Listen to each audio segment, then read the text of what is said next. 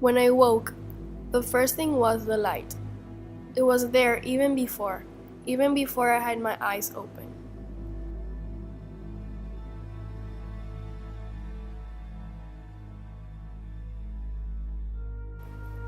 I didn't know where I was. Slowly, ever so slowly, things began to change. I began to think, and I began to remember. I realized where I was.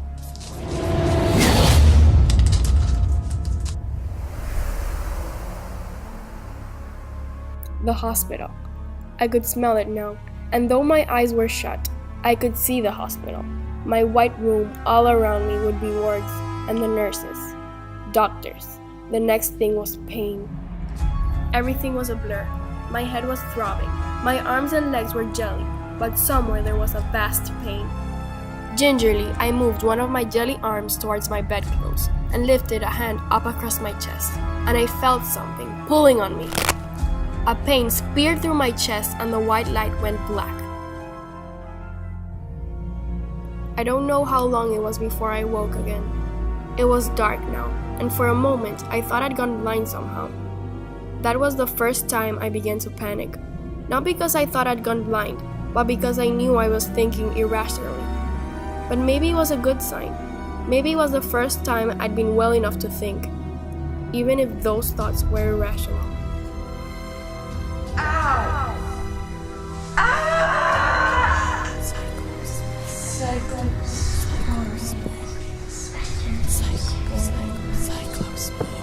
I didn't know what this word meant, but I knew it was of enormous importance to me. My first fear was for my work. Ever since they found as a baby that I had a bad heart, I suppose I'd been waiting for the operation to happen. And it had to happen 17 years later, as I was trying to get my thesis together. The last year had been a mess, as my heart, that had never been made properly, started to give out. There'd been a few scares. I nearly didn't make it a couple of times. It was only thanks to John, my tutor, that I'd gotten anywhere at all. I knew I couldn't fight it off forever, though I didn't want to admit it. The speculations of Edgar Allan Poe would have to wait. I told my parents I didn't want to interrupt my thesis, but the real reason was simpler than that. I was scared. Finally, I couldn't hold out anymore, but things weren't that simple. I'd only been thinking about me, what I wanted and what I didn't want, but I'd forgotten that for the operation to happen at all, we needed something else. Come in. Good morning. Any good news? As you can see from the results, your heart is simply not working efficiently anymore. What are you saying? Dr. Now thinks you should get a full heart transplant. Okay, I'll do anything to finally get out of this hospital, but There's only just one problem. We don't have any hearts of the right tissue type.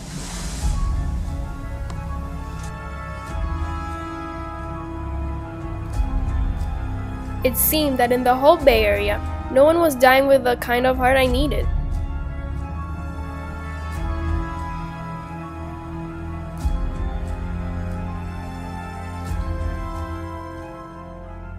So I lay in the hospital getting closer and closer to death.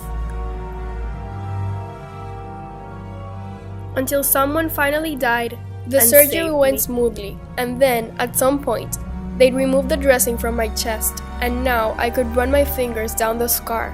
Miserably, I wondered if it would ever heal well enough so I didn't show. Suddenly, from nowhere, I started having random urges for specific things. I would kill for a cool, long glass. Wait, what? I don't even like here. As a matter of fact, I hate it. Those first few days seem so far away now. It was a strange time, a long blur of light and dark, of pain and numbness. Things are much clearer now. I can think again. In fact, I was thinking clearly well before I was allowed to. That was the worst time, so frustrating, when all I wanted to do was get back to my work. Hey, Mom.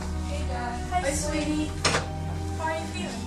I'm fine. Do you think you can bring me the book of Poe's Tales of Mystery and Imagination?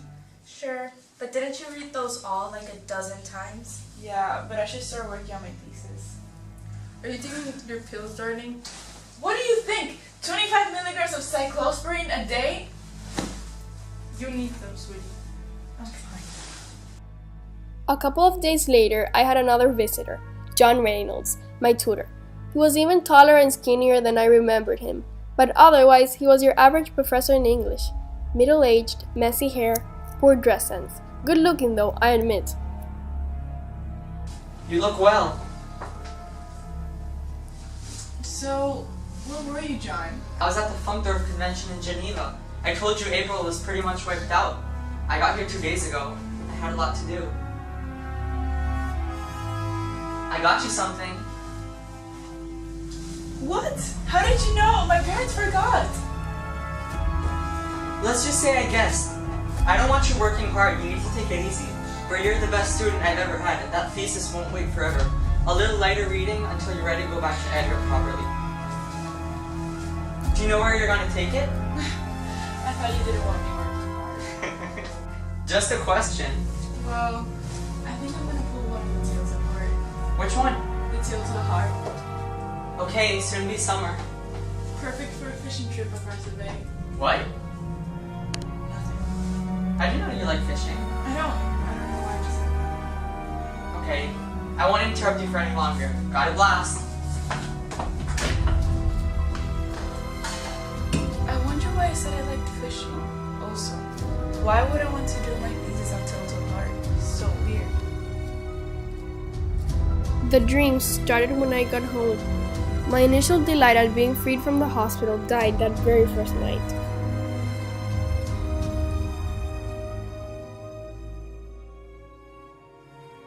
My parents drove me home and walked slowly beside me as I made my way up the stairs.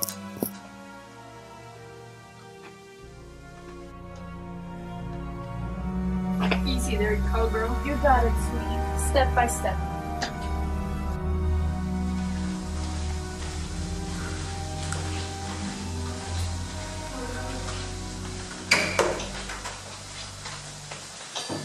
As soon as my parents left, I collapsed on the couch and went to sleep.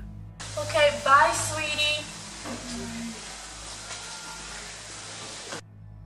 This is when the dream started.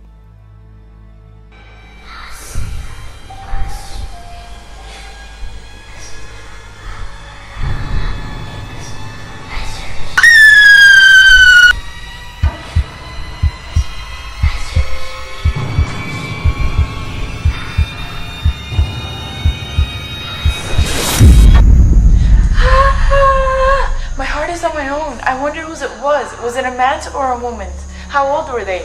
How did they die?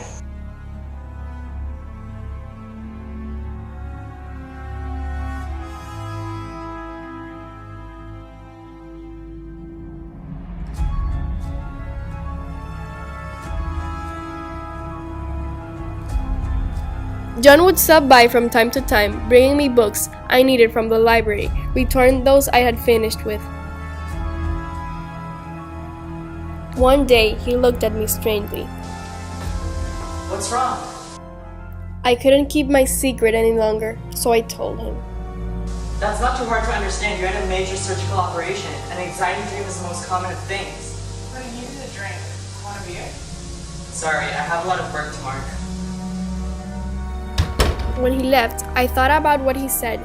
There was something wrong with it. I just couldn't place it, not yet.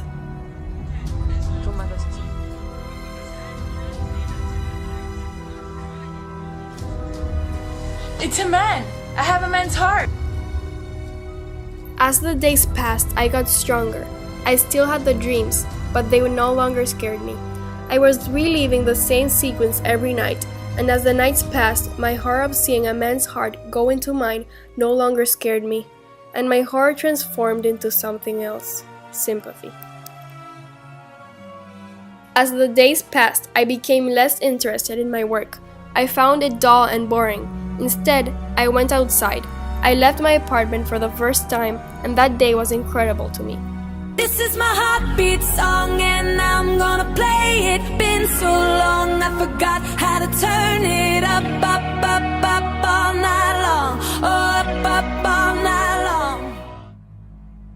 I was a new person, thanks to a man. My euphoria was short-lived. However, because that night was when the darkness rolled in, I had a different dream, and it was terrible.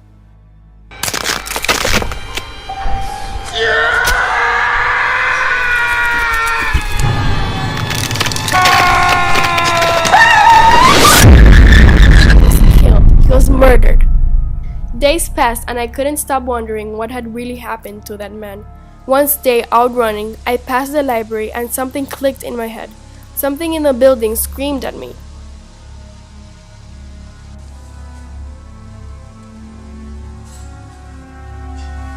I went inside to the periodical collections and I began to read.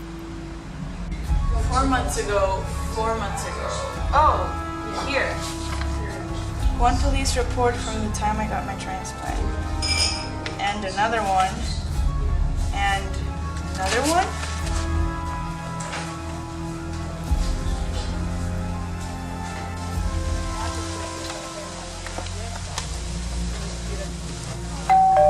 Come in.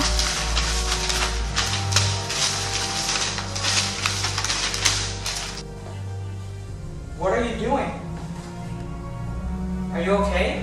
Yeah, I'm fine. Why? I haven't seen you in school and You know I've been stuck here.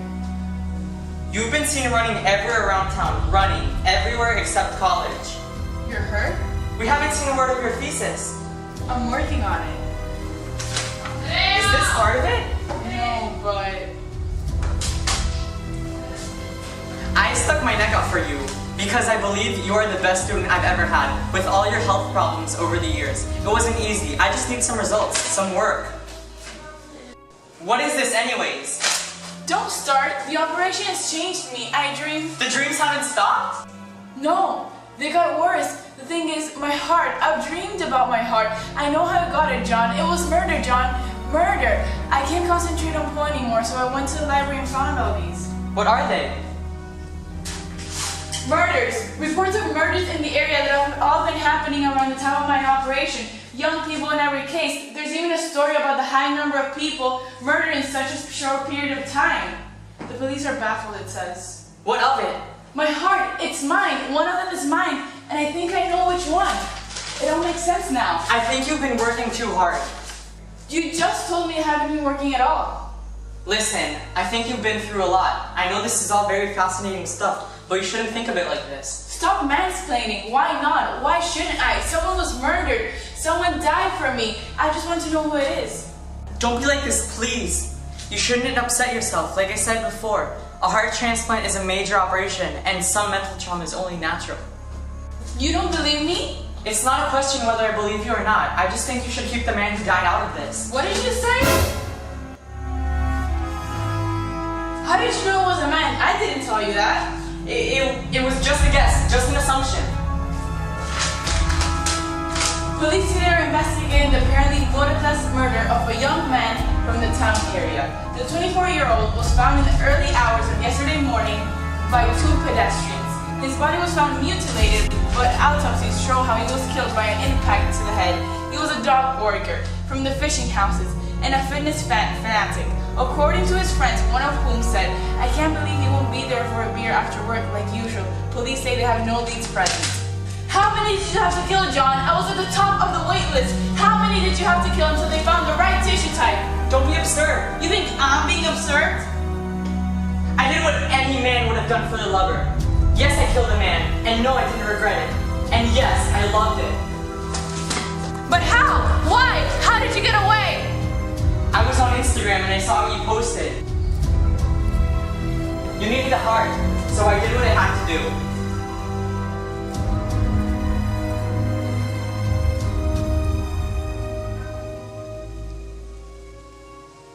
Then I did what was right. First, like any of my other victims, I stalked the man for several days. He loved fitness, so one day while he was on his daily runs, I bumped into him and told him I twisted my ankle. When he came close to me and checked for any swelling, I took his water bottle and smashed his head with it.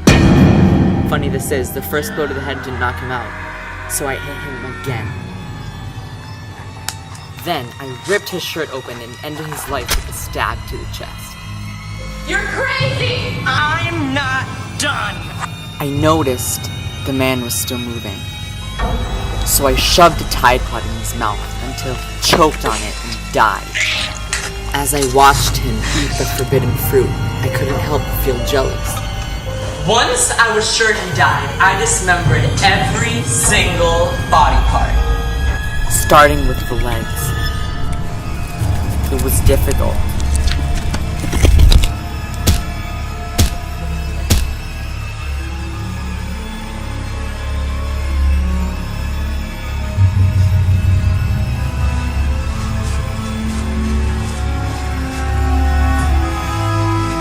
When it was time to get rid of him, I used garbage bags. But getting rid of the body was no tough job. You're not getting away with this! Watch me, you ain't gonna do nothing! Try me, I won't hesitate!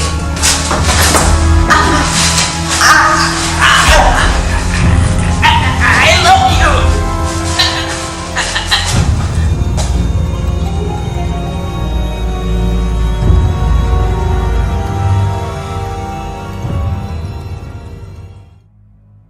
Realmente tú la estás viendo. Ok, ya. Okay, ya.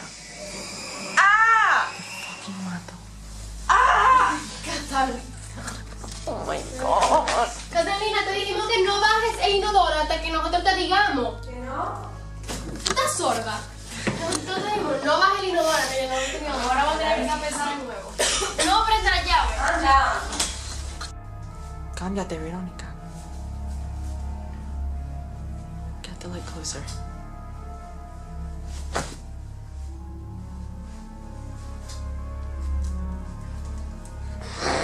Me dice 1, 2, 3. 1, 2, 3. Ya. Ok, ya.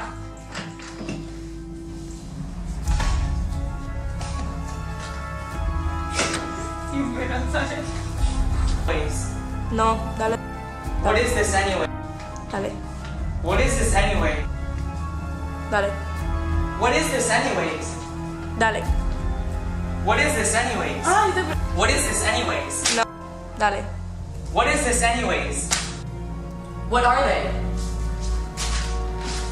Murders. Reports of murders that have... ¡Coño! Oye, tengo que estar mirando ya. Dale. Voy a tener que gritar pila. Grita. You're crazy! I'm not done!